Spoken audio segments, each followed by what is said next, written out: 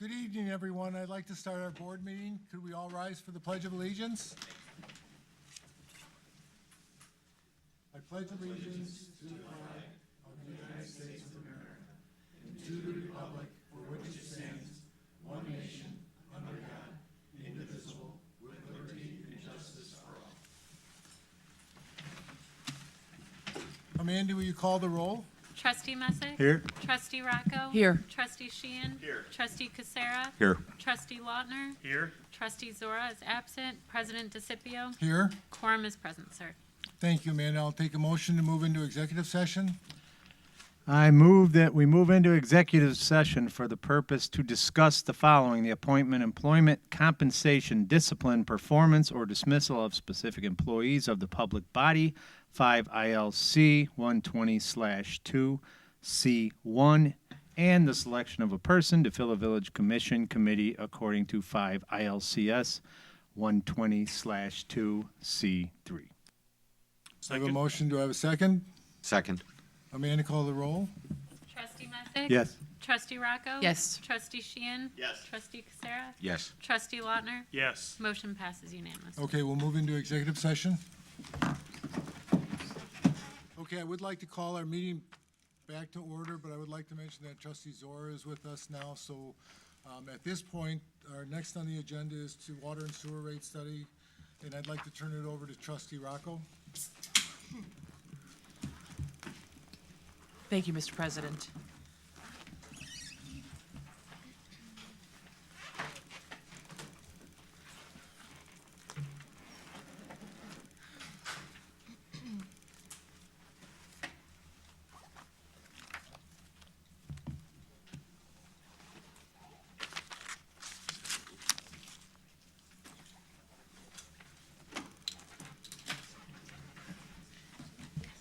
This is regarding the purposes to present the results of the water and sewer rate study performed by Baxter and Woodman.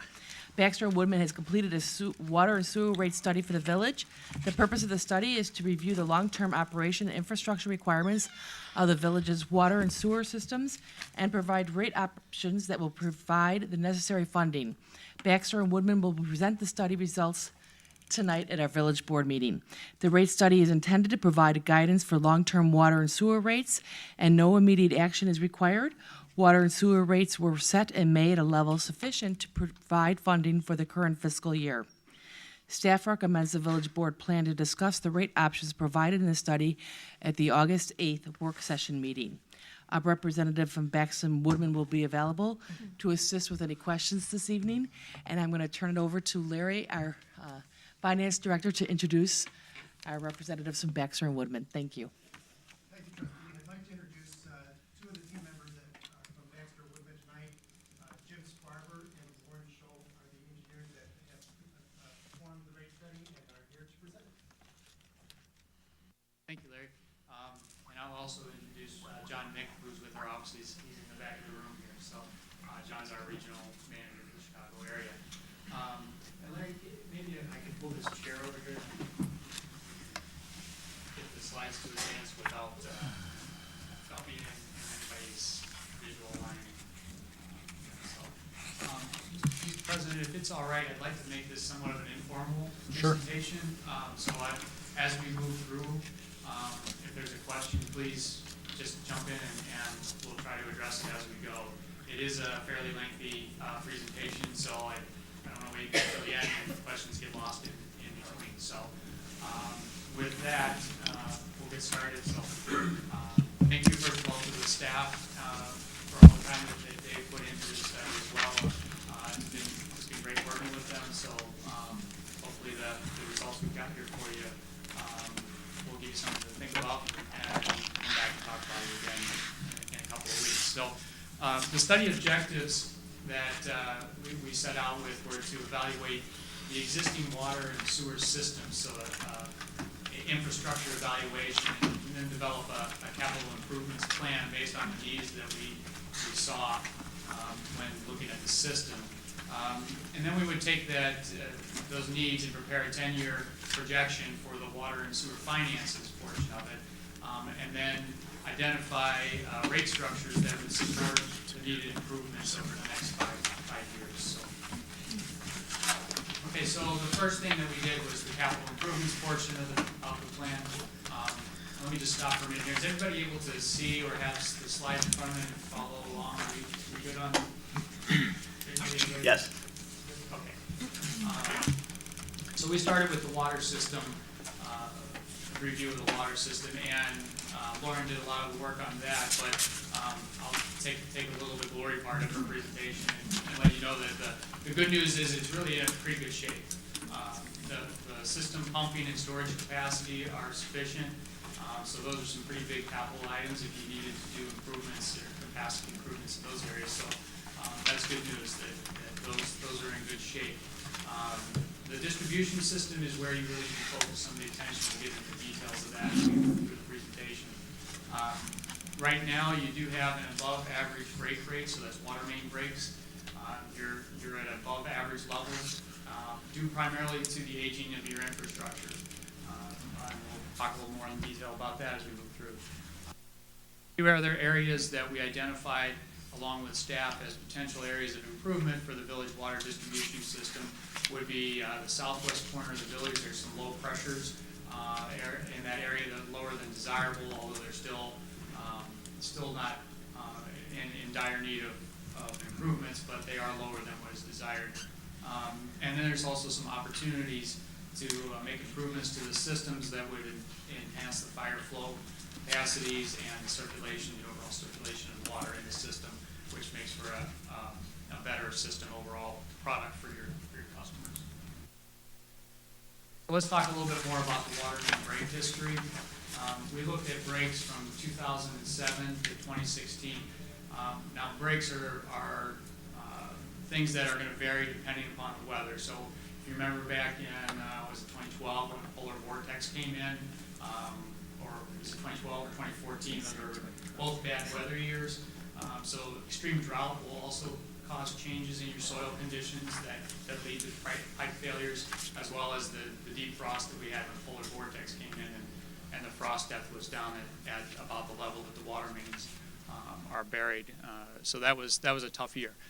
But overall, the trend that we're seeing here, which is represented by the gold line, the trend is upward, and so that's not a good sign. The other thing that's a little bit worrisome is that the number of breaks, what we do is normalize that to breaks per 100 miles of water main. You have about 41 miles, if I remember correctly, of water main. So if you do the math, if you normalize that to breaks per 100 miles, the recommendations from the AWWA, which is the American Water Works Association, it's a trade group, industry trade group. Recommendations from them are that the water main breaks per 100 miles will be about 25. So as you can see, you're running significantly above that. You're closer to, on average, probably 40 or so per 100 miles. So you're significantly above the average break rate, which means that your system's getting old and it needs to be replaced and repaired. Okay, so this is just a little more of a breakdown on the data regarding the dates of installation. As you can see in the highlighted area there, about between 1950 and 1960, about 60% of your total length of your pipe went into the ground. And there were some less than desirable pipe characteristics at that time. So what we are seeing throughout the Chicagoland area, and actually it's nationwide, is that the pipes that were put in the 50s and 60s don't hold up as well. There was a change in the manufacturing process and the materials, so the pipes that went in that era, along with the housing boom, so there's a lot of pipe going in, pipes don't hold up as long as the pipes that were in the ground or put in the ground earlier. Some of the pipes that you went in the 1900s, where you have 6% of your system went in the 1900s, may actually be in better shape than what went in the 50s and 60s. So what we did was take these dates of installation and put the average pipe life expectancy, assign that to those various dates of installation, and tried to project when we would expect the failures of the system. So the pipes in the 50s and 60s, we expect those to last about 80 years. The pipes that were put in outside of those timeframes, we're projecting a 100-year life cycle on those. When we do that and then add the cost to it, we come up with that graph at the bottom of the page, which shows how much money we would project you need to be spending to replace the pipes that are failing, or that we project would be failing under a normal life cycle analysis. So we look at 2017, 2018, in that range, we're at about $1.2 million worth of replacements. As we kind of move to the right there, our study here looked at about a 10-year time frame. So we're at $1.2 to $1.4 million is what we project you should be spending just to keep up with the life. What that doesn't take into account is that you may not have been spending prior to this time to the extent you should have. So this curve is representative as if you have spent that amount of money on an annual basis. And I don't know that you haven't, but I suspect you haven't been spending that amount on an annual basis that we would be recommending per this curve. So just kind of keep that in mind. That probably relates back then to the amount of breaks or failures that we're seeing being above average or above recommended norms. All right, so with that, I am going to turn it over to Lauren. She'll talk about some more of the specific capital improvement plans for the water. Were there any questions that before we move on here on those first couple slides? So I'm assuming the trend downward is because, takes place because we have spent the money on the trend upward, right? Correct. As I mean, if your we system- don't, that does not go down. So, so I presume you're referring to kind of reach a peak here in Yes. 2042, right? Right. So that means that the majority of your system has been replaced and you're now on a downward trend. So you got to get over that hump, though. That's the hard part. Thank you. And quick question before we get into the detail on the distribution system issues that you're talking about. Just a projection on how sufficient for how long the system pumping and storage capacity. You said, we're sufficient. Projection, how long? Is it something that you're going to talk about a little bit later that we need to put in the back of our mind, or? Well, those are actually outside of the 10-year window that we were really focusing on. Okay. So, pumping systems, you're probably looking at a 15-year life cycle on that, pumping systems, and the water towers, you should be set with water towers for quite some time. I'm not sure when that one was constructed, but in the 40s? Late 40s? Okay, so that's, probably on the 80 to a year time frame. If it's structurally, are there any problems that you know of, Paul? So, yeah, you're probably not looking at any significant capital investments. Now, we do have painting in our capital plan. That's just an ongoing thing that needs to happen. But as far as replacement of the tower, not in really the foreseeable future. Okay, thank you.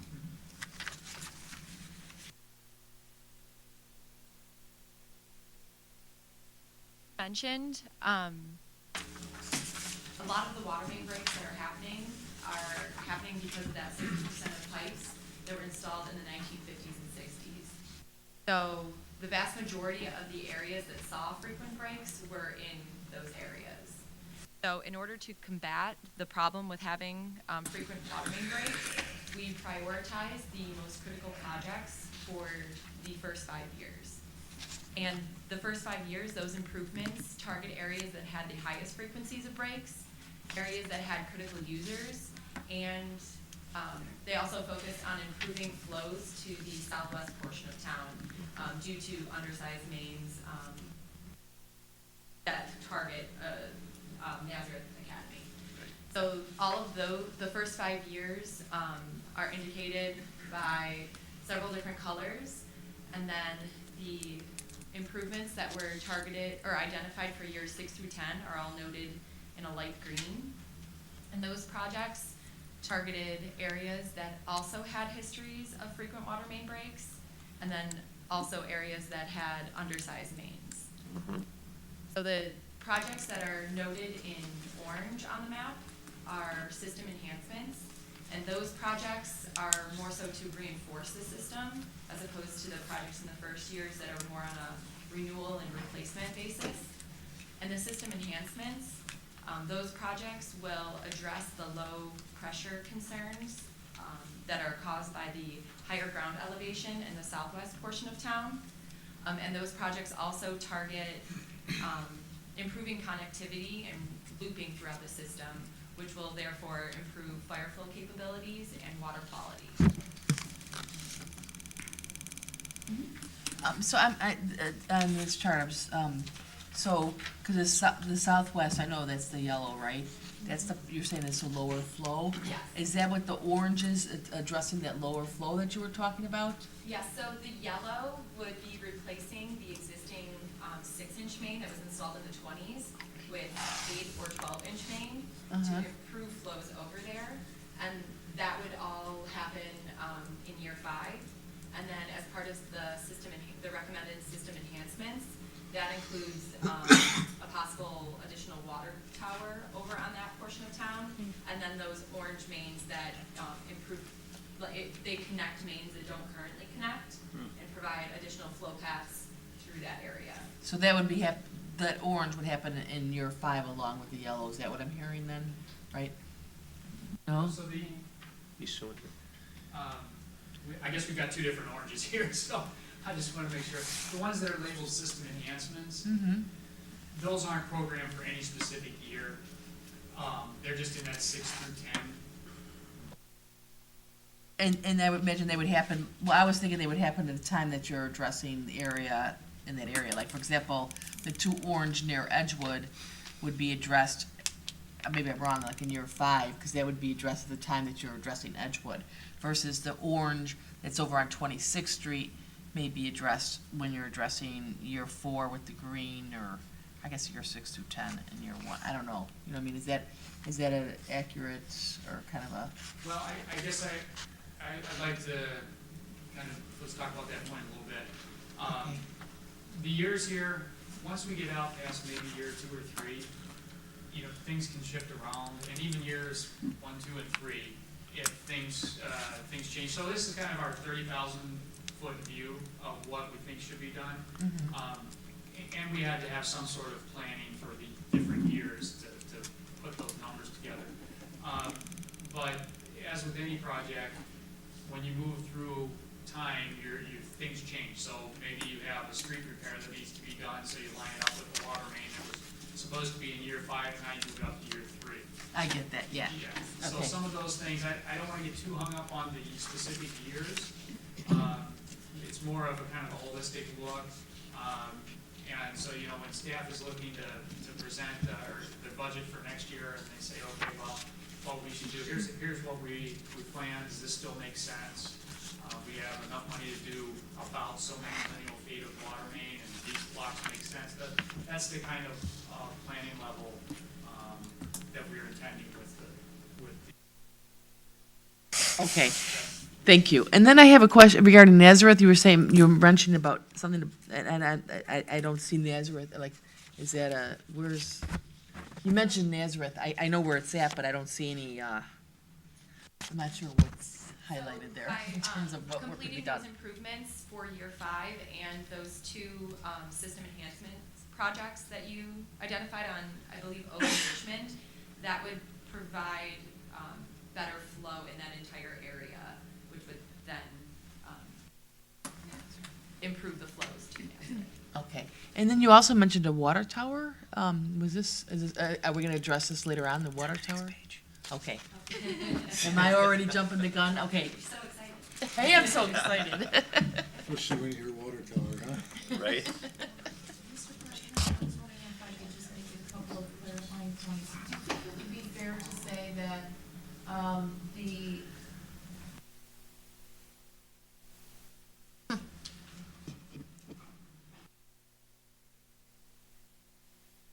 check. Do you think that it is fair to say that the way that the report and the recommendations are organized are such that the projects that are outlined with the various colors for years 1 through 5 are really focused on maintenance of the system? And you'll see some of the price structures that are projected within the report focusing on maintenance. And there's also a level of care that's also called enhancements. That's for enhanced connectivity, enhanced water flow, and so it's like a different level of system improvement. It's beyond the maintenance to the enhancements. So that's just another way of looking at the difference between the two levels of care for our system.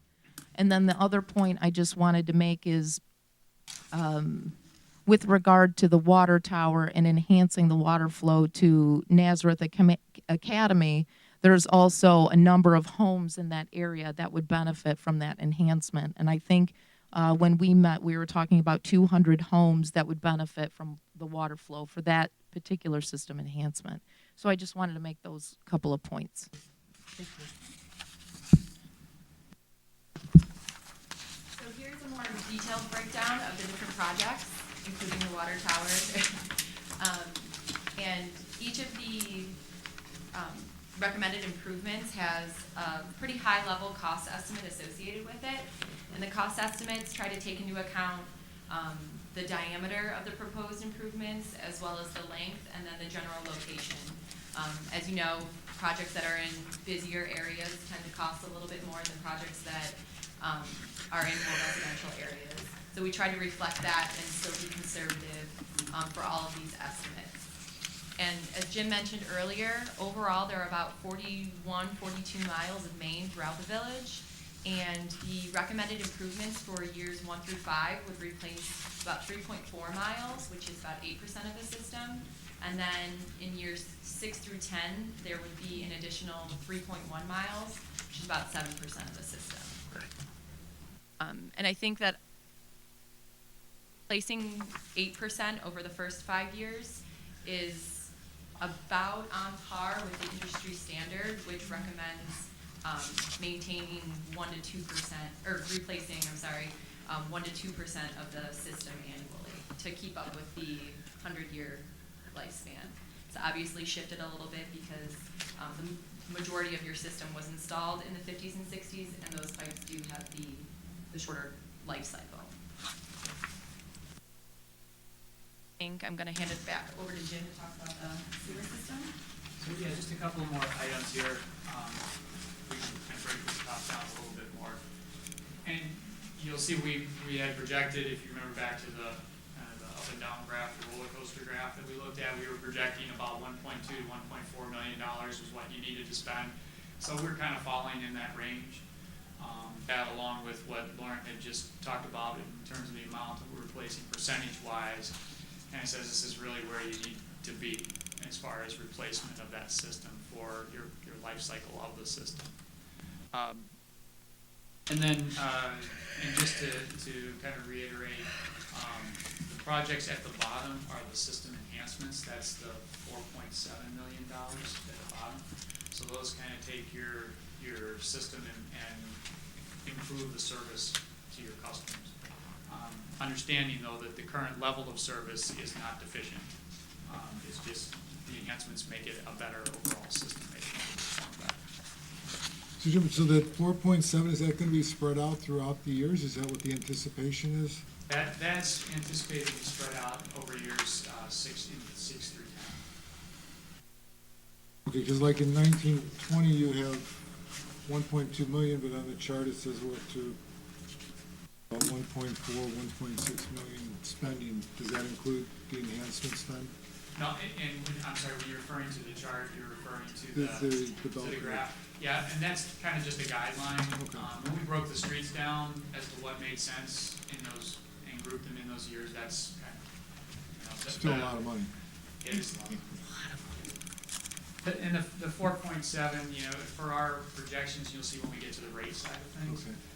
We've kind of spread that out. And years 1 through 5, when we do the planning for years 1 through 5 on the financial side, you generally feel reasonably good about those numbers, that you're going to be fairly close. When we get through 6 through 10, 6 years from now, who knows what the economy will be like, it starts to get a little fuzzier. So there's not as much precision in those numbers as you get in 6 through 10. Forward looking and just to give you an idea. Thank you. Mr. President, Yes. clarification, and all of this assumes current demand, I assume. I mean, if unforeseen business growth, what have you, park enhancements with water slides and things of that nature are not incorporated. It's projected based on our current demand. Yeah, and I think actually, is that the next slide? We go to Of Oh, no, I'm course. sorry, we got the sewer system to go yet. Okay. Yeah, we will talk We're about all that on in it, some right? We're more right there. detail About how that obviously is the revenue driver, is Yeah. water sales is the revenue driver. So, we've done a fairly detailed analysis of what those projections are. We'll talk about that in a little more detail. If you want to just hang on, we get into it now, either way. Okay. Proceed. Yeah. Anything else? Okay. All right, with that, then we'll talk a little bit about the sewer system. So the sewer system, as with the water system, it was largely installed a century or so ago, and it's reaching the end of its useful life as well. You currently have a program in place to do televising and cleaning and some lining, and that's excellent. So we'll talk a little bit more about those levels. Go to the next slide. So the installation date of the sanitary sewer, we broke it down similar to what we had done with the water main, and you can see that about half of it was in the 1950s. So you're kind of in the same boat. We're approaching the 70, 80 years on the sanitary sewer system, and more so. Some of it, I guess, was in the 1890s. Wow. And on the projected annual expenditures, we did the same type of analysis as we did with the water main. How much should you be spending on an annual basis? So you can see in 2018, you're at about 200,000, so you should be in the $200,000 to $300,000 range. And we're recommending a little higher investment level. $300,000 on an annual basis is what we're recommending, because you got a little bit of maintenance to do for years that we're not, we're a little leaner and we're doing the lining and repair programs. So play a little catch up to that level. So next slide. So Hancock has been doing a lot of work on this already, getting the sewer system improvements, lining and televising done. So they've got a good portion of the community has already been cleaned and televised, and Matt just gives you an idea of how much of the village just by looking at what's colored in. So you can see you've been pretty good on that in terms of moving that forward, which is next slide. Well, I'm sorry, maybe I'm not surprised that we're doing it good, because I know we have been lining the sewer system. But, is in terms of, reading this, map or chart, I guess, graph. What is, it's got like, you can't really read what's to the right of it, so how do we read, how do we interpret this? You know what I'm Okay. saying, in terms of what is. Is this what over here is that? what Yeah, you're because I'm looking at that, referring and that EE tilt sounds like a, So, a machine that went bad. to? Yeah. So, those are, each of those colors represents a year where cleaning and televising was done. And so the purple, and I can't tell off of this, to be honest with you, what those years are. In the report itself, hopefully you can read it there, and if not, I'm sure Paul will be able to. We can make available a larger graphic for you, if you'd like to see more detail. Actually, it says what years they were cleaned in it, so, and it's in your book here. Okay, in greater detail, thank you. Yeah, where you can actually read it. Where's that, Brendan? What page is that? It's in the exhibits, and I think it's the third page in. Ones that are folded. It's the very first page of the appendix. Oh, there we go. Oh, there we go, sewers that were cleaned, tilt. Tilt. Okay, thank you. So, I'm sorry, what was the first year that was? It was 2000? 7. 2007, okay, so for about 10 years, the village has been aggressively going after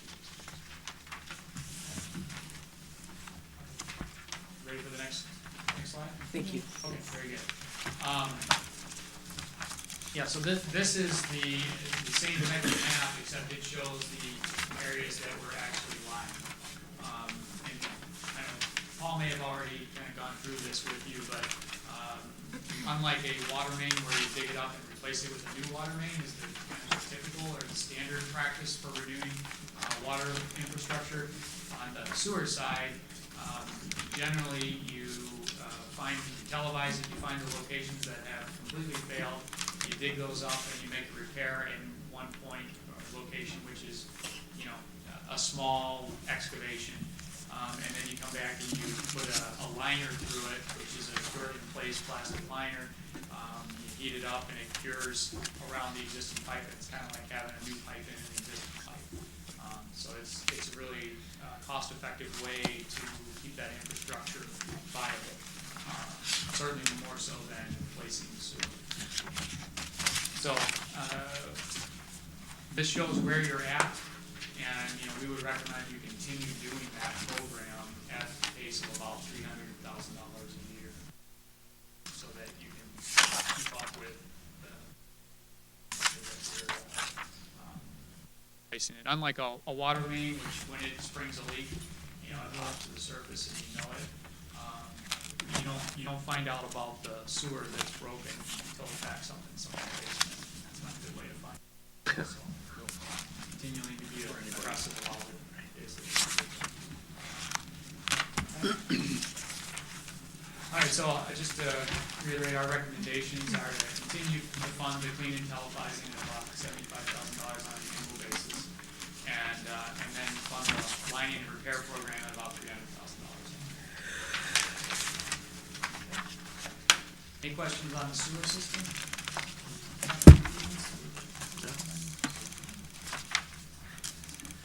All right, so now we'll get into the financial part of it. Okay, so water usage, as we were talking about or alluded to a little bit. The water usage, this is a graph showing your volume pumped in blue and the volume sold in kind of the gold color. And then those are interpolated, or the trend line is shown there. As you can see, that trend line is moving down, and this is something that we see throughout the Chicagoland area. There isn't definitive research as to why. Some of the speculative, I guess I'll call it, some of the speculative reasons would be that, first of all, water rates have increased. So there could be a supply or a cost demand type of thing. And then the fixtures are all becoming more efficient. So all the new fixtures that go in, your toilets and your shower heads and all that are more efficient, so they're not using as much water. And I think the general population is also more conscious of the amount of water they're using. There's been an educational component that's going on. So the big question is, how much will it go down and how long will it continue going down? We really don't know the answer to those questions. For purposes of this study, we've just continued this trend line. So you'll see we're actually having a continued lower usage as we move out in the projections, which means less revenue. So unfortunately, that means in order to just keep things going, we need to increase the rates to support that. So one other item to note here. The difference between the volume pumped, so that's the volume that leaves your pumping station, versus the volume of water that you've sold, is getting smaller, the difference between the two, and that's a real positive thing. As you're pumping it out, no one's buying it, and you're still paying for it. Hats off to your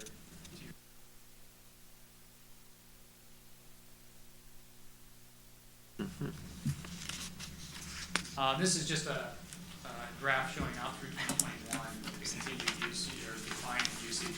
So you can see in 2012 we were about 375 million gallons of water, and we're projecting it going down to about 300 million.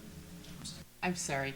I just want to go back to what you're saying in terms of the staff. We need to credit our staff with the pumping. I guess I want more details on that in terms of what they're ordering, that they're guesstimating the amount that we need to, why, I want to credit our staff, why should we credit our staff, I want to ask? Because that leak detection, okay, so aggressively Oh. going after the leaks. Okay. Right. Yeah, and trying to tighten up those areas where you're losing water for, you're not getting paid for it. So that means, and you guys jump in if I'm missing anything, but, more aggressively going after any leaks that are developed. And you did some leak detection surveys, is that correct? We do annually. Annually. So that program, and then along with replacements, the replacement investment that has been made in replacing your infrastructure is also tightening up the system. So that number you'd expect to see continue to drop. We should be looking at Brendan to thank you. Okay. And Gary and John too, also. Thank you. Are there any questions on this slide? Okay, so what this graph is showing, we're trying to get a handle on what is the average user in your system. How much water do they use?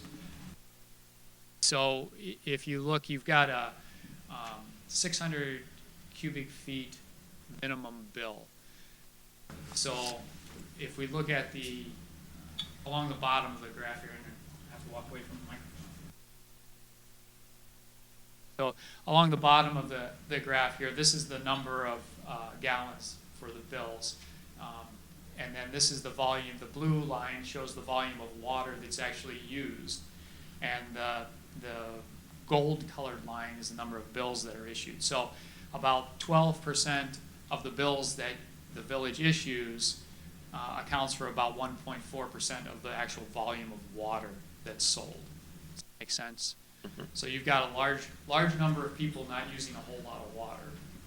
And then on the other end of the spectrum, when we get up here to the 6,000 to 70,000, you've got that's 25% of the water that gets used. So 100 minus the 76, roughly 25% of the water that gets used is used by 0.4% of the bills that are issued. That makes sense. You've got a couple of very large users and a lot of smaller users. It's kind of the point of it. And then we'll look at this next graph. It's kind of the same information, just organized a little differently. And so on the left-hand side, it tells you the number of bills that were issued, and on the bottom, it shows you how many gallons, or I'm sorry, not gallons, but 100 cubic feet of water the bill was for. So your average user, if you look at kind of the peak of the graph there, the average user is about 1,400 cubic feet per billing period. So, you can kind of want to look at the majority of your users. They're going to be between maybe 700 and 2,100 would capture the majority of your users. So when you're walking down the street and someone stops you, they're probably going to fall. If it's a residential user, they're going to fall probably in that range. Just to give you an idea. And you probably fall somewhere in that range as well. Okay. So let's move on to the next one. So just as a reminder, what your current rates are, your water rate is $7.71 per 100 cubic feet, and your sewage usage is $2.32 per 100 cubic feet, for a total of $10.03 per 100 cubic feet. And to put in perspective how much of that bill is going to pay for the actual water that you're getting from the BNRWC, which is your water supplier. Right now, you're paying, in 2017-18, you're paying $3.85 per 100 cubic. About half of what you charge for water is just to buy the water to sell, to resell. As part of the study, we did continue to increase that expected costs of the purchase of water. Questions on that?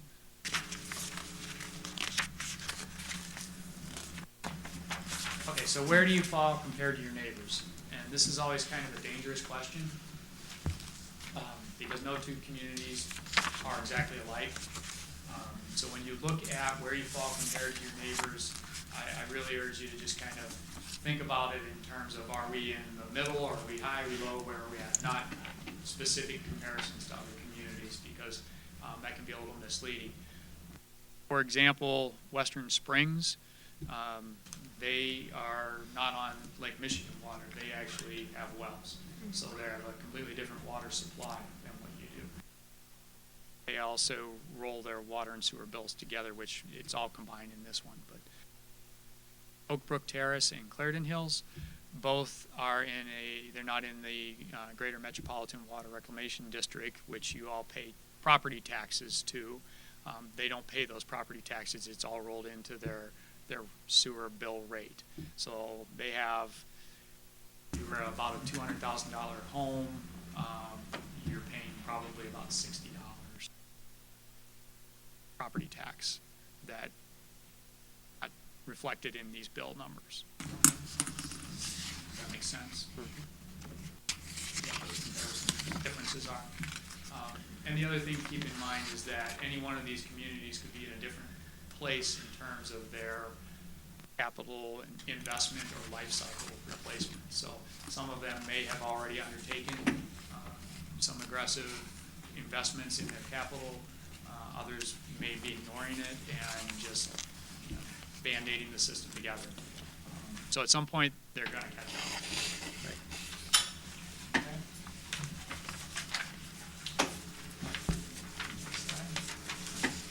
Okay, so we're going to see a bunch of graphs that all look fairly similar, so I'll just kind of walk through what all this information means. When we do the analysis, what we do is project it out, the financial analysis. We project out the revenues and expenses and what that means to your fund balance throughout the study period. So to break it down, the blue line at the top is your expenses, your projected expenses. The gold colored line is the projected revenue. Bars that you see in kind of a tan colored bars are the fund balances at the end of each year, each fiscal year. And the green dashed line is the target fund balance, and the target fund balance is set to be 25% of your operating expenses. That's a recommendation by the AWWA, the American Water Works Association. So it gives you basically 3 months worth of operating expense in the bank. So what we call this is the baseline scenario. So if you just kept the train running down the tracks, it's just the way it is. This is what we're projecting would happen to your fund balance if you didn't do anything in terms of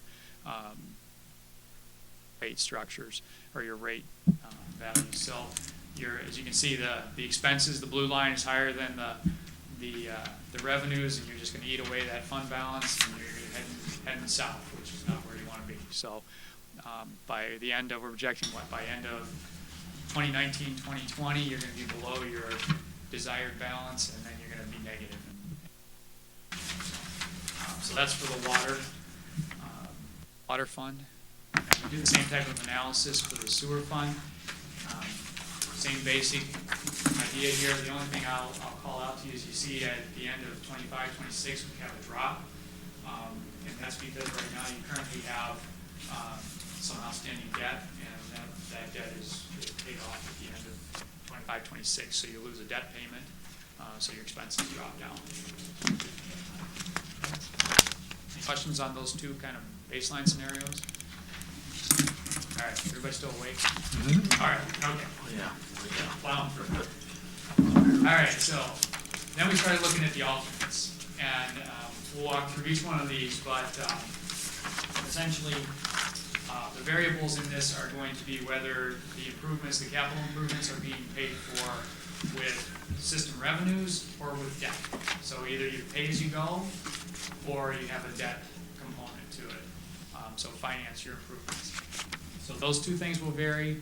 The other thing that varies is whether it is the recommended improvements that we talked about, or the recommended plus the enhanced improvements. So it's adding additional improvements. So alternate A is kind of the most vanilla, which would be the recommended improvements, and you're paying for it with cash, so pay as you go. What we need to do there is, you can see the expenses kind of ramp up over the first couple of years, and so do we ramp up the revenues. And we'll kind of come back and show you what that means in terms of the rates themselves as we go forward. But just so you get an idea, we've kind of got a bump up. We're going from $3.2 million in expense, or $3.8 million in expenses, up to about $5 million. So we got a big jump that we got to try to get the revenue beefed up. Okay. That's on the water side. On the sewer side, same graph. We have one other component that goes into the sewer fund, and that is, you can see the individual diamonds there that show 1.75, 1.57, so forth. Those are the debt service coverage ratios, so that's a requirement of the bond says that you have to be at 1.25. 1.25, your revenues have to cover your debt payment and plus another 25%. So we need to make sure that we're getting enough revenues into the system to not only pay off the debt, but also have that extra cushion come in. So what ends up happening is that as you get out towards the end, the fund starts to kind of build up. And so we need to do a capital project to kind of pull that fund balance back down so it doesn't get too high. And then you can see here that the drop in expenditures is that drop off on the payment, the debt service payment, because of the current debt going away. Questions on that one? All right. Alternates, I'm sorry, back up just one. This is going to look the same throughout, so we're only going to talk about it this one time. So all the other alternates, the sewer side kind of stays the same because we're varying the water capital, not the sewer capital. Sewer capital is going to be paid with cash. We're not going to debt finance the sewer capital. Pay that with cash because it's not as big of a number. So this is the only time we'll really see this graph. Okay. All right. We'll go on to the water. Alternate B, recommended improvements, but funding it with debt. So as you can see there, at about fiscal year 22-23, we got a little bump up, and that's because of those additional debt service payments. There, we issue debt twice in order to fund everything. So there's one debt issuance that we projected to carry you through 2023, and then the second debt issuance to do the second 5 years worth of projects, year 6 through 10 plan. Okay. Next one. Alternate C is the enhanced improvements with all cash. Same kind of thing. We've got to get those rates up pretty quickly, and then they level off. Just the whole thing is a little bit higher than the previous one. So go on to the next one. And alternate B would be the enhanced improvements with debt. So once again, kind of bump up, and then similarly, these are all just higher than the one we had looked at with the recommended improvements debt fund. All right. Any questions on that? A lot of wiggly lines. Yeah. Thank you. You know what, I'm confused, only because like I'm looking like, just to try and, so if I look at, alternate B, recommended improvements and funded with debt, you know, it's between 2.5 and 3, right? And then it has enhanced improvements funded with debt, and at the end it's 2.5, 3.0. Well, I guess the. Oh, on the It's a right-hand little side? lower. Yes, on the I'm right-hand sorry. side. I'm trying to figure out, like, I am confused, I'm not. Yeah, the right-hand side, and I'm sorry, I should have labeled that as such, but the right-hand side is the debt service ratio. The cost, all the ones that are in dollars are on the left-hand side. So on this one, you're at your expense is like 3.8, and it comes up to, what is that, at 26, 27, you're going to be up at 4.5, 4.6, something like that. So how does our debt work? I guess I'm looking at this, so that, how does it seem like it seems it's, I see it's a little higher with the recommended with that, versus the enhanced improvement.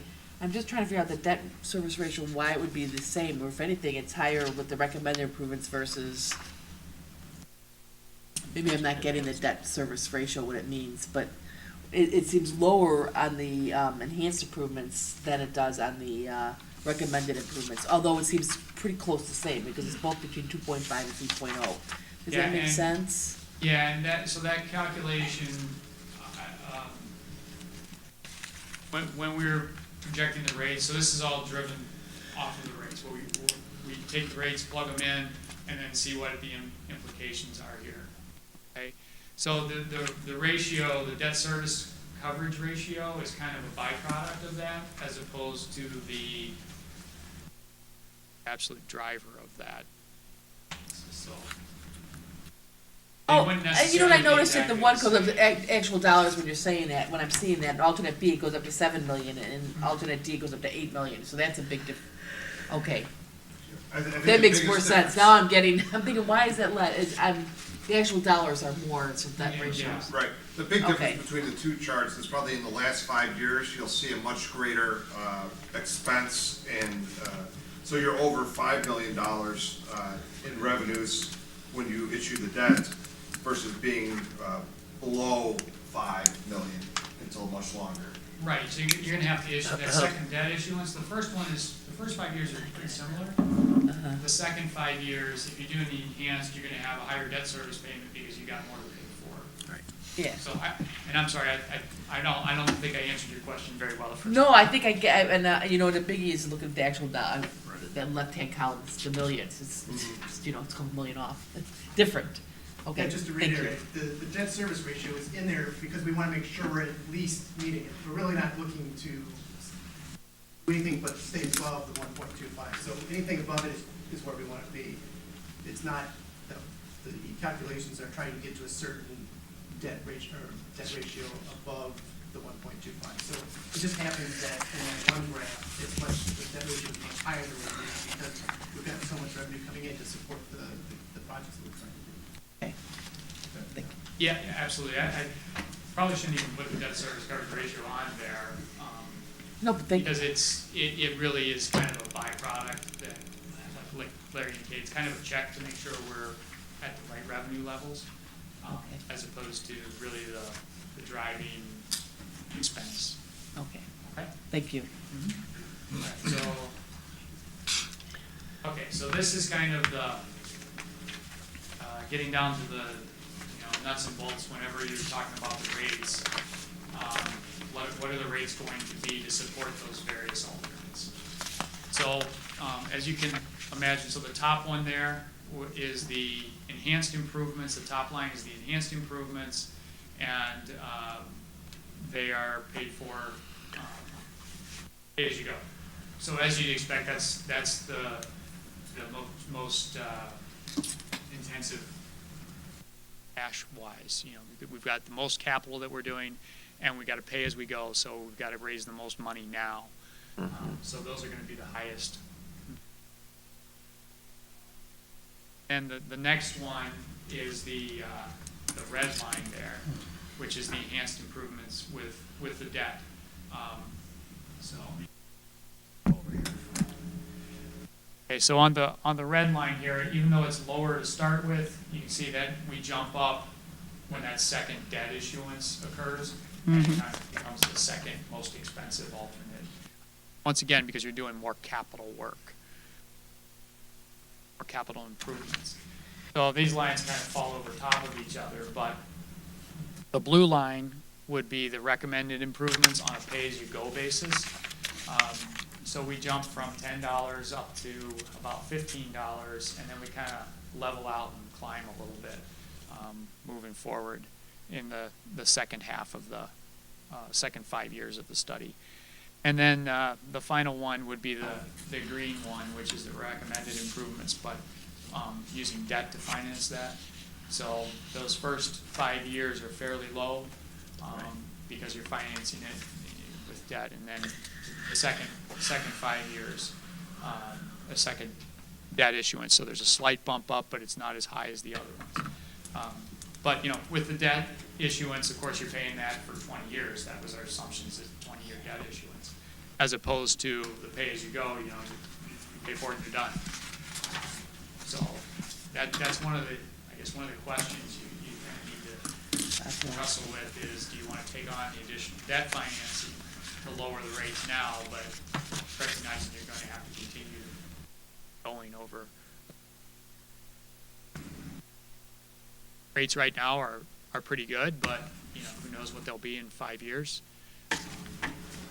Our assumptions were that it was the first debt issuance would be 4% rate, and the second would be 6%. Maybe a little on the conservative side, but probably not that far off.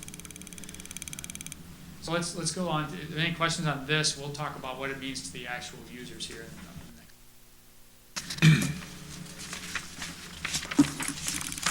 Okay, so you guys do your billing on a quarterly basis. The table here is broken into the first 5 years and the second 5 years, and I really would encourage you to look at the first 5 years as kind of the one phase, or the first kind of review that, and then look at the second 5 years, because they're really kind of a decision point in 5 years. You'll need to reevaluate things, but on the first 5 year basis, right now the quarterly bill for the average user, as we talked about, is about 1,400 cubic feet per quarter. That's the number that we used for the average user. So the average user is paying about $140 in their quarterly bill. If we do the recommended improvements, they're going to be paying about $220 in their quarterly bill in 5 years. See the increase, the next column over there, we've got, they'll see about $25, $24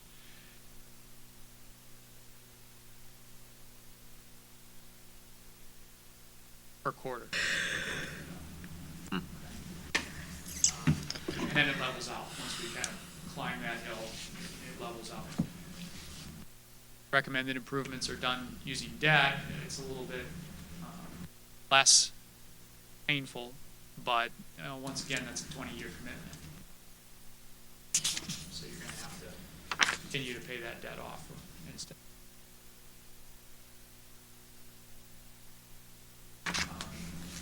Enhanced improvements.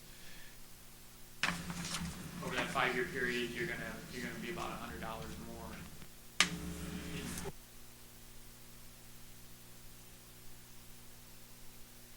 Enhanced improvements debt is what, 150. Significant increases. The debt, using debt to finance the improvements softens the blow, but it also makes it longer. You all know from maybe home.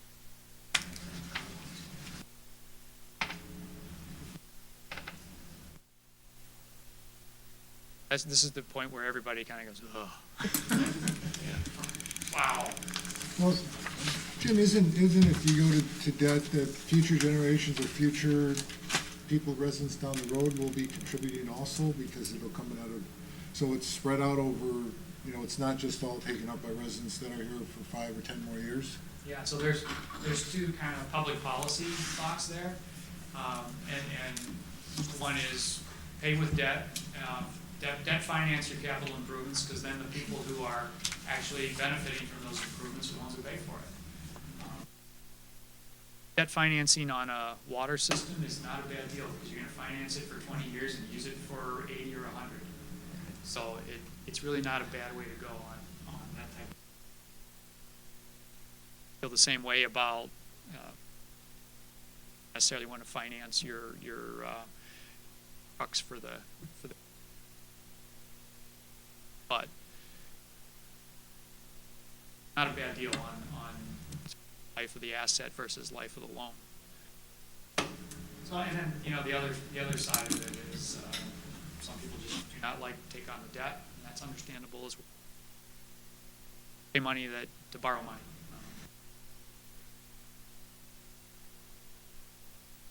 Thank you. Yes, thank you. Is there a thought in terms of the opposite, where if more money was, and maybe this wouldn't help, but if more money was charged in the beginning, where at the end, where you see that, that gold line goes up where we're, higher than the other, whether we did enhanced or with that, or, is there something to be said that if we charged a little more now, that in the long term, that it would affect the, charge in 27, 28, say, you know what I mean? So, can you go back up a slide? So you're saying if we were to, say, come up this way and then flatten out? Is that Right, I mean, really- is there a way, is that something that it should be thought or considered?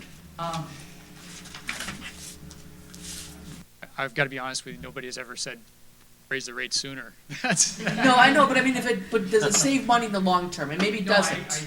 I understand what you're saying, and, yeah, so if you look at over the 10 years period, the total dollars spent, is it less? Is that kind of the Yeah, I mean, are we question you're saving asking? money by doing that? Yeah, and you know what, I have run the numbers out before on kind of the ramp up versus take it all of a sudden and flatten out, and generally, the numbers come really close.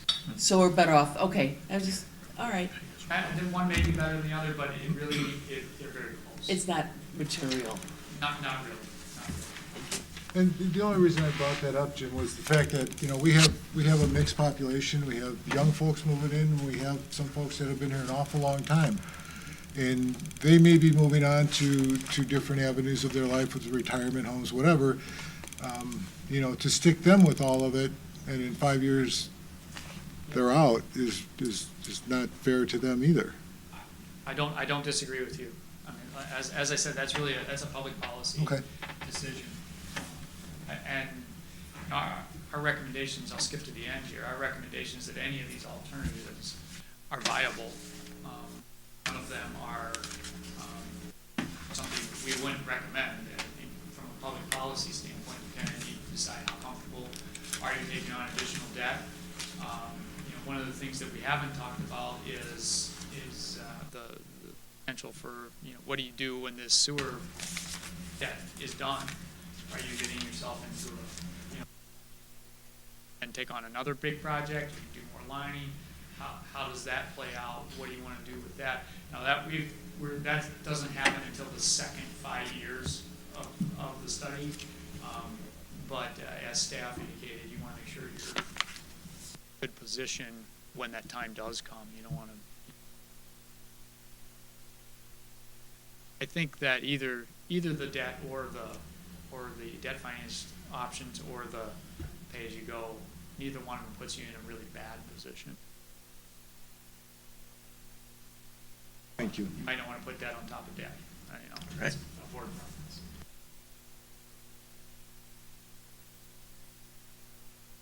I think we're stunned up here. Pardon me? Seems like we're I stunned. think we are. Yeah. That's why we don't start with the slide.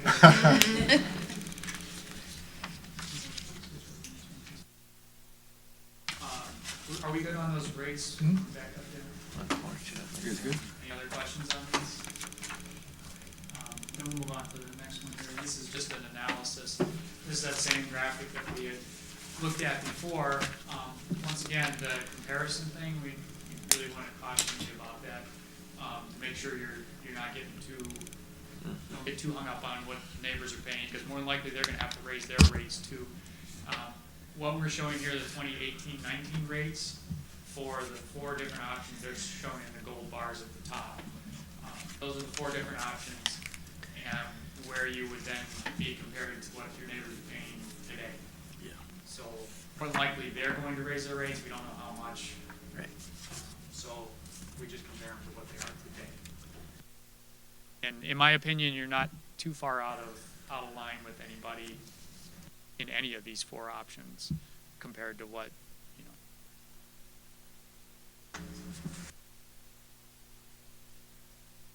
Questions on that one?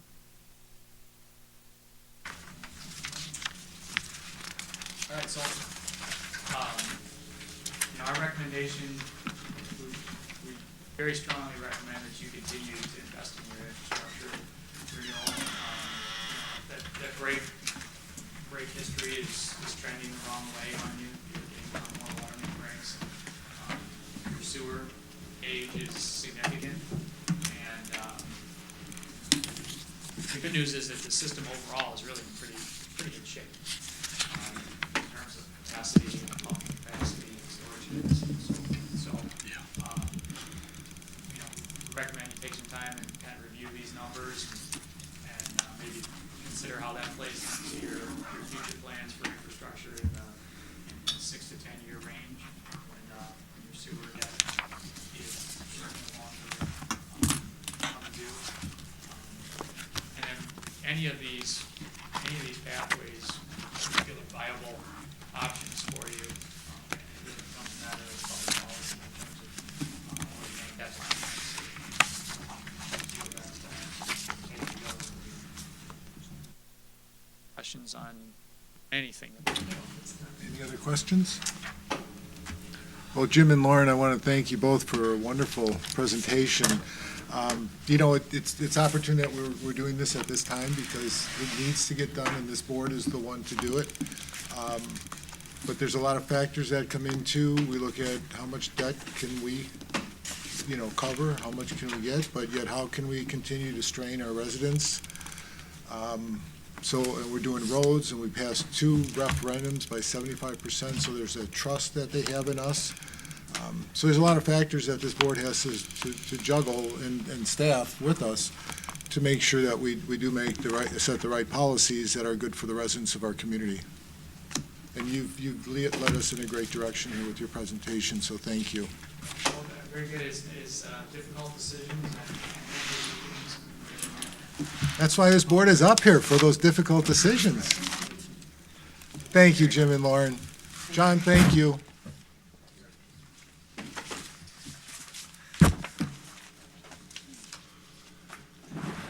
Okay, do we need to take about a 30-minute recess? Reset, can use some water. Okay, moving forward. At this point, we'll have public participation of agenda-related items, if anyone would care to address the board.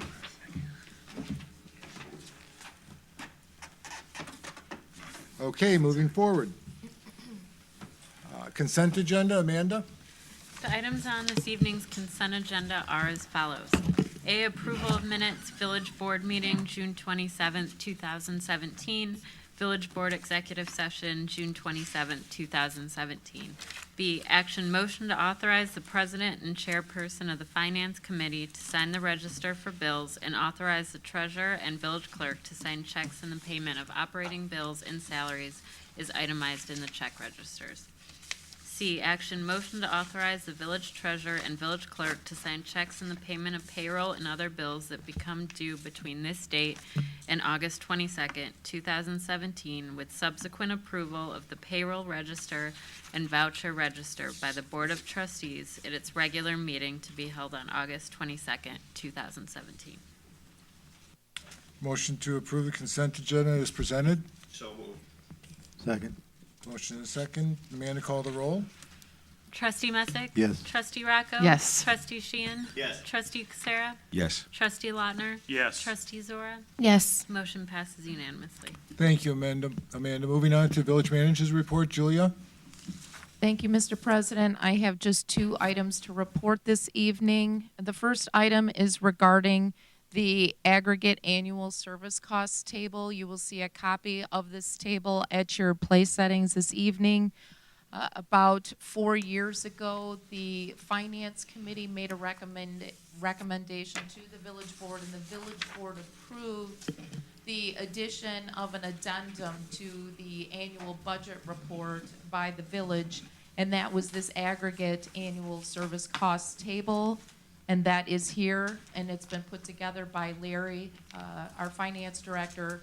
This is to be placed within your budget document, so with the materials there. So if you have any questions about any of the items on the service costs table, please let staff know. We're happy to answer those questions. The second item I wanted to report on was another upcoming event as part of our 125th anniversary celebration. We have an event coming up this Sunday on July 30th. The event is going to be held at the public library at 2 p.m. and that event is called Building LaGrange Park. And this is regarding some of the early developments in the village by architect Jorn. So Chuck Jorn will be providing a presentation on the work, the developments, and the architecture as LaGrange Park developed in the 40s, 50s, and 60s. So it's sure to be an interesting presentation. The last presentation that we had as part of the anniversary series at the public library on geology was attended by over 65 residents, and we're hoping to get really strong participation and attendance as well. If folks would like to attend this session on Sunday, registration is required at the library's website. And with that, that's all I have to report. Thank you, Julia. Okay, next, Administration Committee, Trustee Lautner. Thank you, Mr. President. This evening I have 3 items to report upon. And the first one is I have the distinct honor of being able to comment on the very successful Village's 125th anniversary party that was recently held on Saturday, July 15th. This event was attended by hundreds, and I'm going to venture to say maybe into the thousands, including those in strollers, of our LaGrange Park families, and a good portion of that percentage of attendees was in fact LaGrange Park residents, which was very exciting to observe and to have them join us. They enjoyed a variety of free activities and concerts. I think we had upwards of 6 bands throughout the course of the day, along with a lot of great food and refreshments, and just and the weather cooperated very well. It was just an excellent overall event. The village would like to express our appreciation to the many residents and businesses who served on the anniversary planning committee and who donated their festivities. It was truly a community effort. Additional anniversary events, as you've just heard, are planned throughout this year, so continue to check out the anniversary page on our village website for the latest news. But I would like to take just an additional minute or so and just comment on I'll say the yeoman's efforts of the entire staff and all those involved in this. Deanne Carilla in particular did an outstanding job of coordinating much of this, in addition to fellow co-workers, of course, but she just did an excellent job and really just made sure that this was a very successful event for the village. And I have to say, being an observation of those that did attend, young, old, in between families, to the person, commented on just how enjoyable and how nice of an event that this was. So I just can't say enough positive things about how well this turned out for our community. And thanks to everyone that was involved in making that a success. We're going to have an opportunity very soon for similar participation of an event in our village, and that is the upcoming National Night Out. And our LaGrange Police Department Crime Prevention Unit and Fire Department will be hosting the 2017 National Night Out evening on Tuesday, August 1st at Memorial Park. Festivities will begin at 7 p.m. and include child safety seat inspections, food, and entertainment. Our police department is currently looking for volunteers, if anyone is available, to assist in that event. And if you are interested in volunteering for that, please contact the village at 708-352-7711, extension 205, or email Felix Hernandez at fhernandez@lagrangepark.org. Here again, this is an event that I think this is the third, maybe the third, possibly the second, but at any rate, it's been an event that's been very successful, very well attended, and I would encourage all of our residents to come out and be involved and participate in this event as well. And then the last item is a reminder that our village vehicle stickers deadline is upcoming. Every resident must purchase a LaGrange Park vehicle sticker for each of the vehicles they own and use in our village, including leased and company-owned vehicles registered elsewhere. New residents and residents who buy a new vehicle have 60 days to purchase a sticker. Vehicle stickers must be purchased by July 31st each year. The stickers are $35 per year or $15 per year for seniors who are 65 years of age prior to July 1st for their first vehicle. New this year is that vehicle stickers may be purchased online. A convenience fee will apply to that, however. For more information on pricing or to obtain a mail-in application, please click on their website, for the LaGrangePark.org website, or call the Village Hall at 708-354-0225. And Mr. President and rest of our trustees, that concludes the administration report this evening. Thank you, trustee Lautner. Building and Zoning Committee, trustee Zora. Thank you, Mr. President. I'd like to report the building department activities for June of 2017. 103 building permits were issued in June compared to 118 last June. Permit issued year-to-date remained somewhat less as compared to this point last year. 432 permits have been issued so far this year, and last year at this time we were 464. Estimated construction costs for the month were nearly double compared to June of last year. Permit fees collected were approximately 40% more than last June. 130 inspections were conducted in June compared to 182 in June of 2017. 17 were not approved. 744 inspections have been conducted compared to 788 this time last year. During the month, village staff conducted most final inspections for the Congregation of St. Joseph I building, as the I building portion of the project is very close to being ready for occupancy. Plans were approved and issued for 2 new single-family homes to be constructed at Woodlawn Avenue and Spring Avenue. A number of safety and aesthetic concerns related to damage and or diseased trees on private property have been reported to the village over time. The village has had various inspections this month related to the ability to address these issues from a code enforcement standpoint, especially the legal aspects of being able to enter a property when the property owner doesn't address the issue themselves, and the village's ability to recoup the cost of such if they do enter the property. And that is all I have to report. Thank you, trustee Zora. Engineering Capital Projects, trustee Casera. Thank you, Mr. President. This evening I have 3 items to report on. Davis Concrete has made significant progress on the 2017 street paving program, west section. All curb, gutter, driveways, and sidewalks to be removed and replaced as part of the project have been completed, including the work in front of Park Junior High School. The repaving of these streets is expected to be completed by the end of July, with final restoration work completed in early fall. Second item, K5 construction has also progressed substantially with the work on the 2017 street paving program, north section. The concrete removal and replacement items have been completed on all streets to be repaved under the contract, including work in front of the Barnsdale School entrance. The repaving of these streets is anticipated to be completed by the end of July as well. Final restoration will be done when weather conditions moderate in the early fall. Final item is the plans and specifications for the Harding Avenue improvements. Brainerd Avenue to Kemen Avenue will be submitted to the Illinois Department of Transportation for inclusion in their January 2018 letting. The Illinois Department of Transportation should award the contract in late winter with an anticipated construction start in April. All work on the project is expected to be completed by fall of 2018. That concludes my report, Mr. President.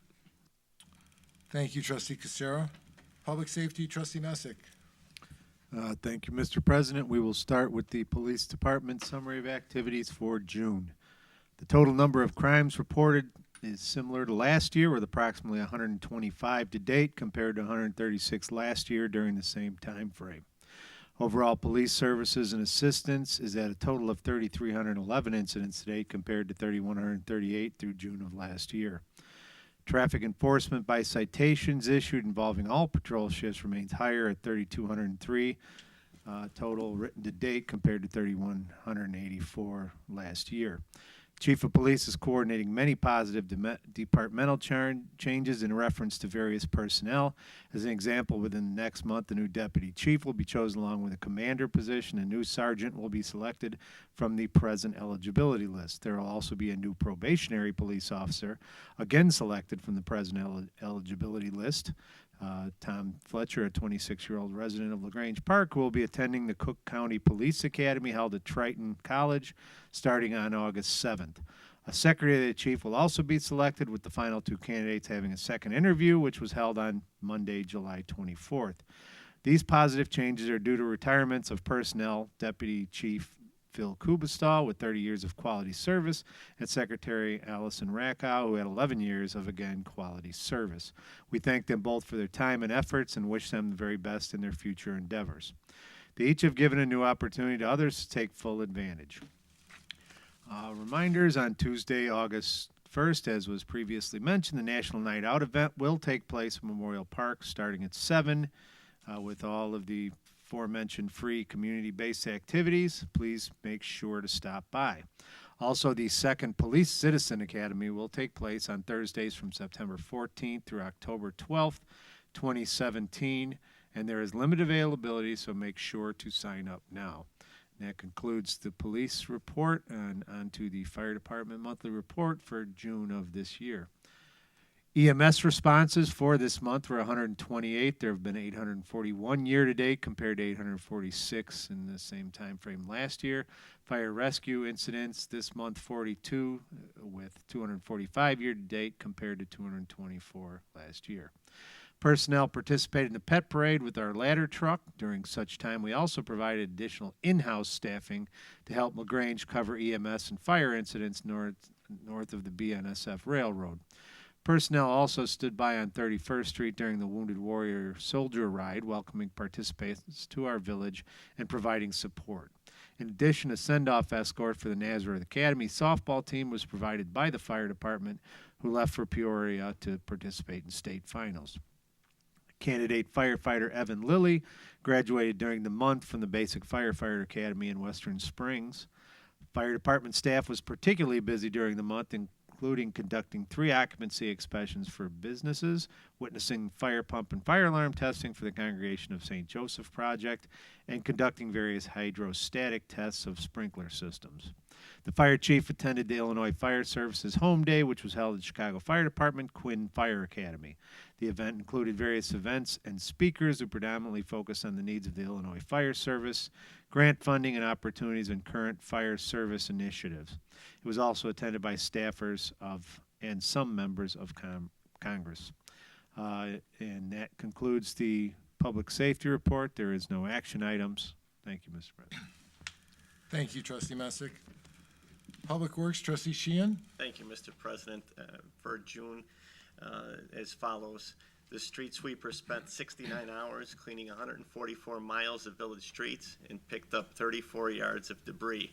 Brush pickup took place the first full week of June, 125 and a half day shift hours, making several passes through town, removing approximately 214 yards of brush from the parkways. Tree maintenance, trimming, and inspections were performed during 81 and a half regular hours, along with the removal of 4 parkway trees. 55 and a half day shift hours were spent repairing parkways from various jobs with dirt and grass seed. 102 and a half regular hours were spent on maintenance of public works equipment and vehicles. 112 hours were spent filling potholes, and approximately 15 tons of asphalt were used. 134 day shift hours were spent on buildings and ground maintenance around the Public Works Facility, Village Hall, and along 31st Street. Barricades were put out for 4 block parties. Work orders were completed with crews removing roadkill, making sign repair, and attending to residents concerned. Various maintenance was performed on vehicles. Water Department, over 460 day shift hours and 49 and a quarter overtime hours during the month of June were spent on maintenance and repairs of sewer and water mains. 31,590,000 gallons of water were purchased from the Brookfield North Riverside Water Commission. 1,346 water meters were read in Section 3. 52 monthly accounts and 32 final meter readings were taken. Various inspections, appointments, and service calls were performed. 3 water sewer inspections, 3 meter appointments, and 28 service calls were performed. 15 water bacterial samples were taken. All samples passed. 218 utility locations were identified prior to excavations. 2 service lines were repaired. 10 valve boxes were repaired, and 1 fire hydrant was replaced. On to 2 action items, Mr. President. The first one is the 2017-2018 tree trimming program. Staff is looking for our approval to extend Winkler's Tree Service tree trimming contract for the 2017-2018 tree trimming program. The village has again been approached by Vince Winkler, owner of Winkler's Tree Service, to see if the village wanted to extend his tree trimming contract from last year to this year's prices program. Winkler did an excellent job of trimming 1,067 trees at a cost of $47.28 per tree in the area from Wyola to LaGrange Road last year. The contractor would like to lock LaGrange Park in at the current rate now so that they can plan winter tree trimming bids accordingly.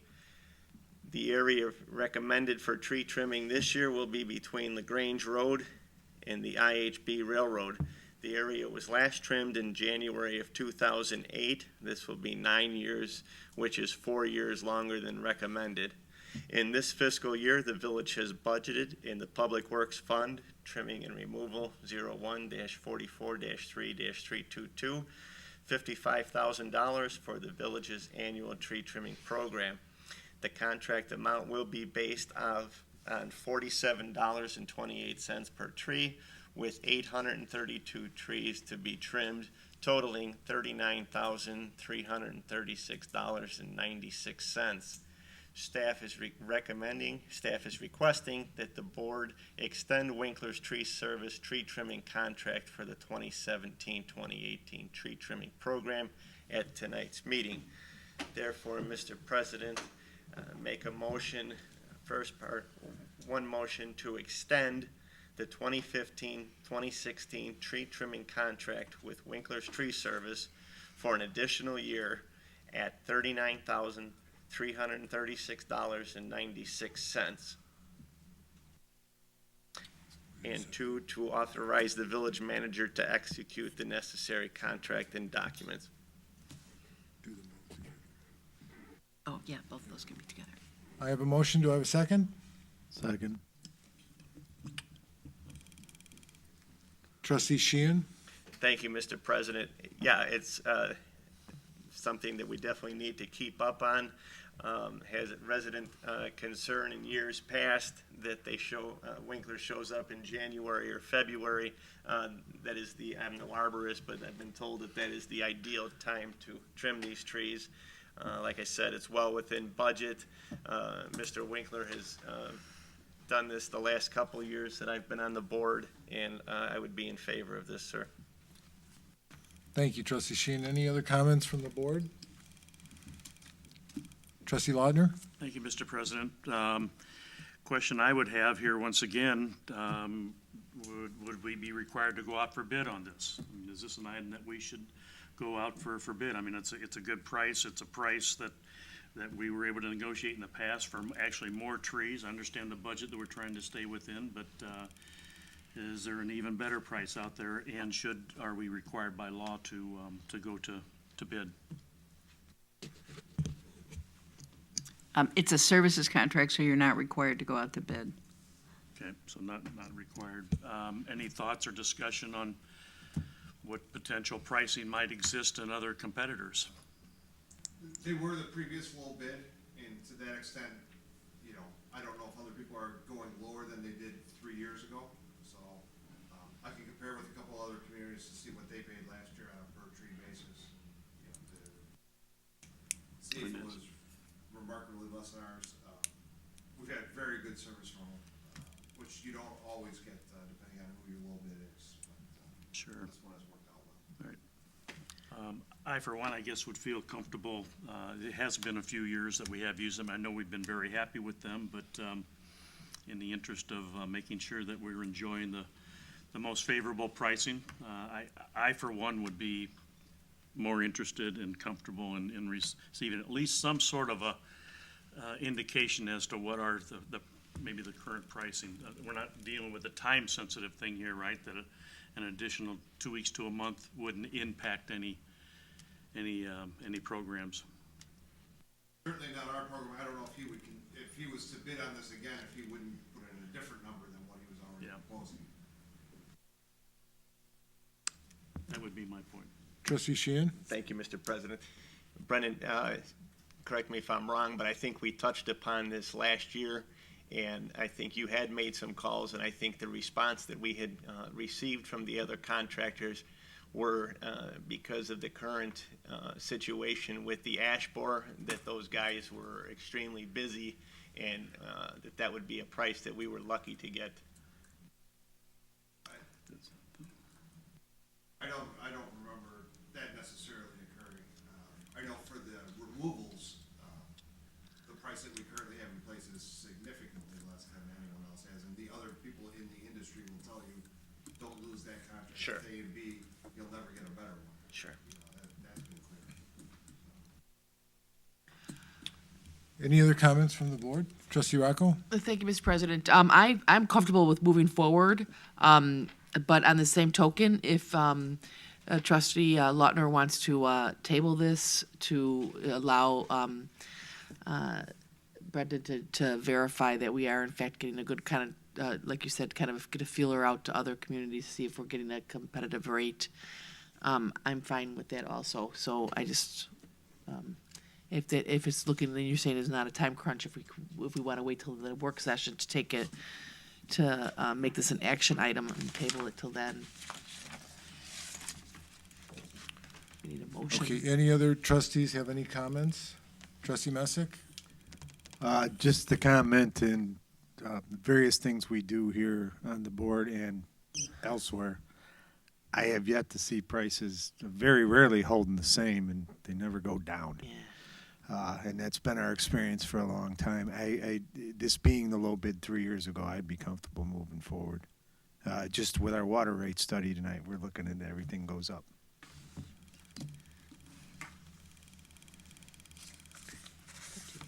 If there is no motion to postpone, I would like to propose a motion, that this is the appropriate order to do that, that we table this discussion for at least the next meeting, to have Brendan have the opportunity to do at least a voice poll of competitive pricing. okay, so you're making a motion to postpone. So my first motion would, should I? Well, the whole Pull back. motion, no, the whole motion is the motion to postpone the motion that you had made. Motion to postpone the motion. Yes, so the consideration of postponing must be seconded. Second. It's debatable, so any comments? Trustee Lautner, it's your motion. No further comments. Any other comments? We need a majority. So the motion is to postpone. Amanda, call the roll. Trustee Messick? No. Trustee Rocco? Yes. Trustee Sheehan? No. Trustee Sarah? No. Trustee Lautner? Yes? Trustee Zora? Yes. Oh, my God, you guys.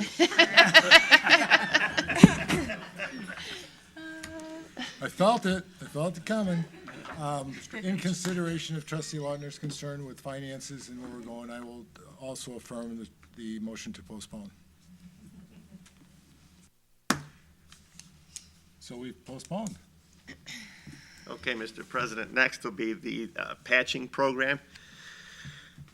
Staff is seeking the board's approval to award a contract to the lowest bidder, Chicagoland Paving, for the 2017 patching program to various streets in the village. Based on a visual inspection of the roadways, a list of areas was put together for pavement patching with funds available in the 2017-2018 budget. The project will address those sections of the worst pavement on the streets that are not slated for repaving with the bond proceeds. The street areas identified will be ground down 2 to 4 inches, and an asphalt overlay would be put down. This will reduce further deterioration and extend the street life, so it can be entirely resurfaced at a later date. Pardon me. Hancock Engineering prepared the necessary bid specifications for this project, and the bid opening was held on July 18th. The lowest bidder was Chicagoland Paving in the amount of $59,985. Staff request approval of a 20% contingency to allow for quantity adjustments based on the actual field measurements, with the ability to add additional areas as the unit prices are below budget and favorable to the village. In this fiscal year, the village has budgeted in the road funds, street resurfacing, 70-44-3-340, $100,000. Staff is requesting the board accept the proposal from Chicagoland Paving in the amount of $59,985 plus a 20% contingency tonight. Therefore, Mr. President, I make a motion to accept the lowest bid from Chicagoland Paving in the amount of $59,985 plus a 20% contingency for completion of asphalt overlay patching. You have a motion, do I have a second? Second? Discussion, trustee Sheehan? Thank you, Mr. President. I, in contact with Director McLaughlin earlier this afternoon. He seems happy with the work that Chicagoland performed for us last week. And as stated in my motion earlier, that it's a good temporary thing to save the roads for a later date. It might not be the prettiest when it first goes down, but it does help the general lifetime of the road. So I would be in favor of it. Thank you, trustee Sheehan. Any other comments from the board? Seeing none, Amanda, call the roll. Trustee Messick? Yes. Trustee Rocco? Yes. Trustee Sheehan? Yes. Trustee Casera? Yes. Trustee Lautner? Yes. Trustee Zora? Yes. Motion passes unanimously. And that concludes the public works portion of tonight's meeting, Mr. President. Thank you, trustee Sheehan. And I'd like a point of clarification. With the previous motion that was postponed, it's contingent upon Brendan receiving bids in a timely manner or appropriate? No. Price check Yes. the other Verbal. Right. paid for last year. But I mean, Yes. we'll wait till set it on the agenda until you're prepared to bring that forward. Yes. I can, I'm sure I can get it in 2 weeks. Okay, beautiful. Thank you. Okay, moving on, Finance Committee, trustee Rocco. Thank you, Mr. President. We are, as of June 30th, 17% into our fiscal year. And our highlights are the fiscal year to date. The general fund revenue is at 11% of the annual budget and essentially flat compared to last year. Sales tax and income tax revenue are also about the same as this time last year, while telecommunication taxes are down by 11%. Permit revenue is higher due to new construction permits. Charges for services are up over $11,000 due to increased ambulance fee receipts. Fine revenue is lower than last year, but above budget. Miscellaneous revenue is higher due to contributions associated with the village's anniversary. Let me finish my report. Total general fund expenditures are within expectations at 13% of the annual budget and about $164,000 above last year. Most of the increase is due to the new LTAC annual contribution, which is paid on a quarterly basis beginning in May from the police and fire budgets. And that concludes my report, and there are no action items. However, I just want to make one comment regarding the anniversary birthday party. As we know, we all attended, and I just think it should be pointed out that in talking to staff when I was there, pretty much every staff member volunteered their time for the anniversary party. I think that credit goes to Deanne. How do you say no to Deanne? But also, I think credit goes to Julia and our staff, Julia, and the culture that she gives to our staff, that our staff is willing to volunteer their time for our anniversary party. So I think compliments to Julia and compliments to all of our staff, and thank you very much for caring about our village enough that you're willing to volunteer your time for our anniversary party. Thank you. Thank you, Mr. President. Trustee Rocco, thank you. Commercial Revitalization Committee, trustee Casera. Thank you, Mr. President. I have one item to report on this evening.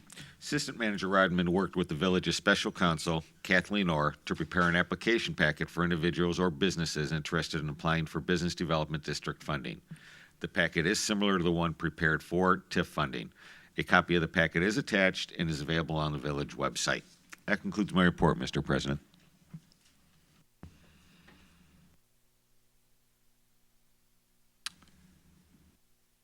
I'm sorry, trustee Casera. report finished? Yes. Thank you. Yes, Mr. President. I have a point of order again, I think, coming. Maybe not.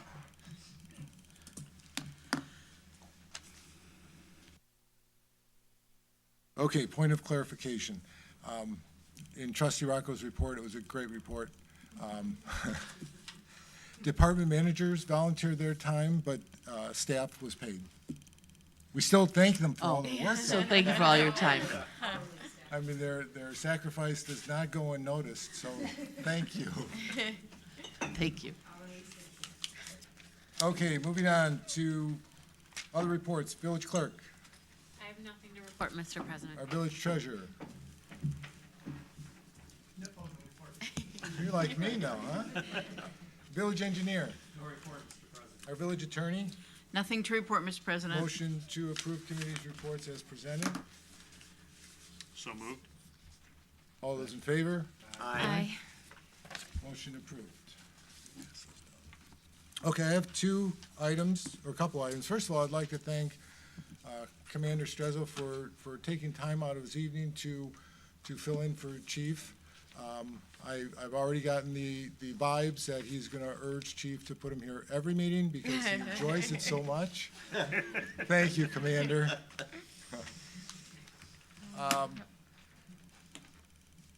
The birthday cake celebration, the celebration again, and I'm not going to make everybody's voice their opinion.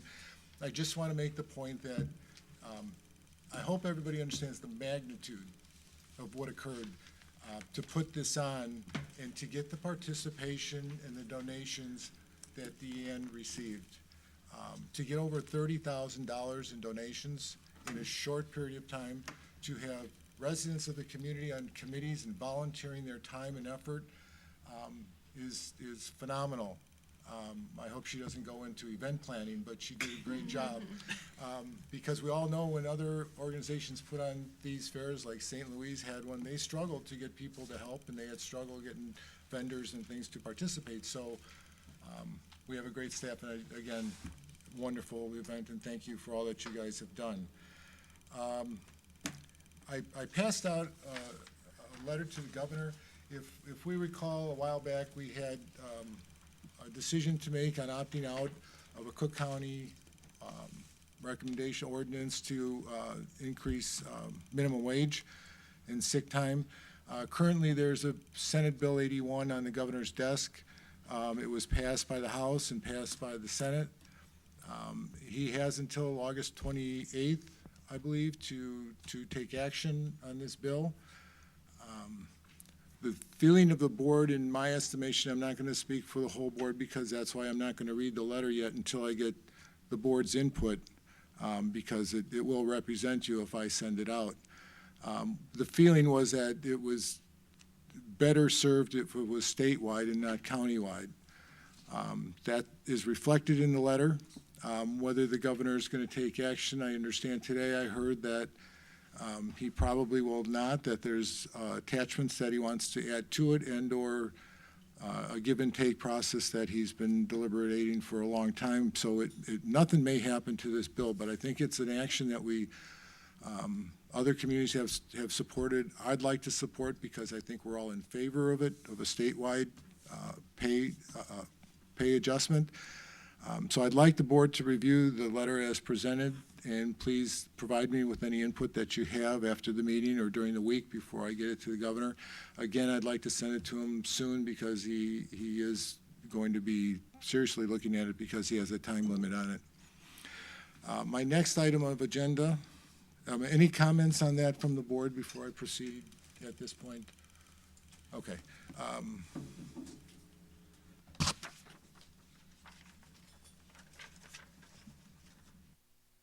Okay, the village board met in executive session to review the performance of our village manager following the completion of her 5th full year of employment with the village of LaGrange Park, and determined that an adjustment to the employment agreement was warranted. Included with the memorandum that I had sent out is an amendment to the employment agreement consistent with the village board's determination. Everybody has reviewed the documents, and I will entertain a motion. Mr. President, move to authorize the village president to execute the amendment to the employment agreement. Second? I have a motion and a second. Any discussion? Amanda, call the roll. Trustee Messick? Yes. Trustee Rocco? Yes. Trustee Sheehan? Yes. Trustee Casera? Yes. Trustee Lautner? Yes. Trustee Zora? Yes. Motion passes unanimously. Thank you, Amanda, and I think it's appropriate at this time to realize what this community and our residents have in our staff, and at this point, our village manager, who they bleed LaGrange Park, they love LaGrange Park, and they give above and beyond, and we're very grateful, Julia, to you and your services that you provide and the depth of passion that you have for the position in the village of LaGrange Park. Thank you. Thank you, Julia.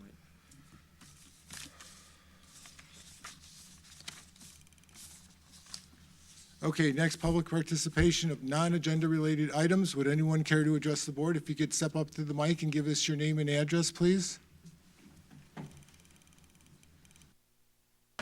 And Jim was pretty tall, so you may have to move that mic down a little bit. Good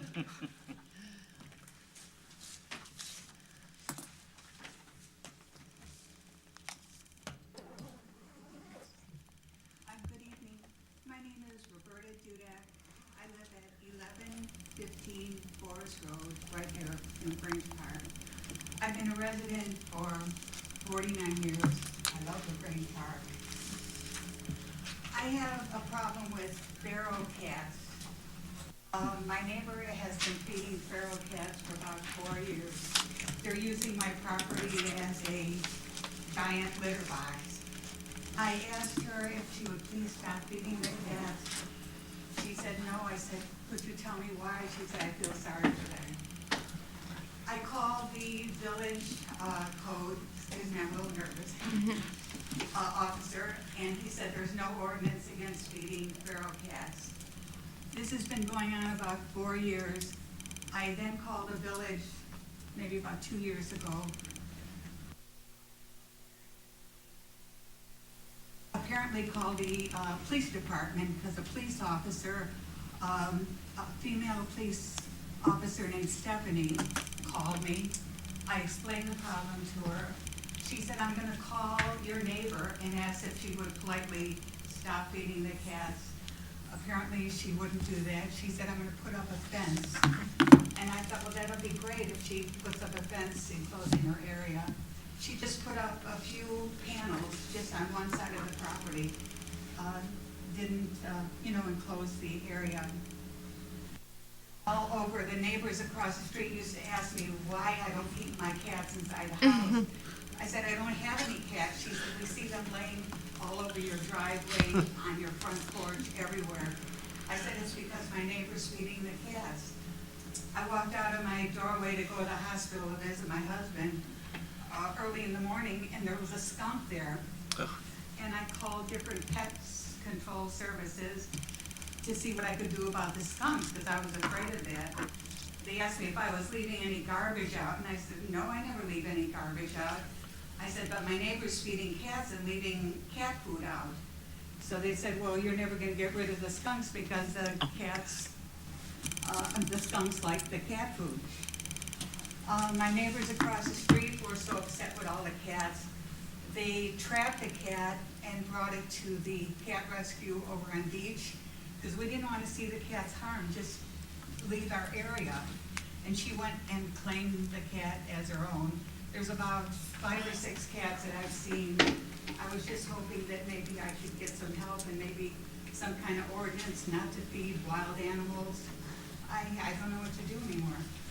Roberta, I think you have a legitimate concern here, and we will certainly look into it. If Julie has taken down your information, and I think she'll get back to you, and we can work through this. Okay? Thank you very much. Thank you for coming forward, Roberta. You did a great job. Good job. You're welcome. Any other comments from anyone? Any new business? Motion to adjourn. So moved. Second. All those in favor? Aye. Aye. Meeting adjourned.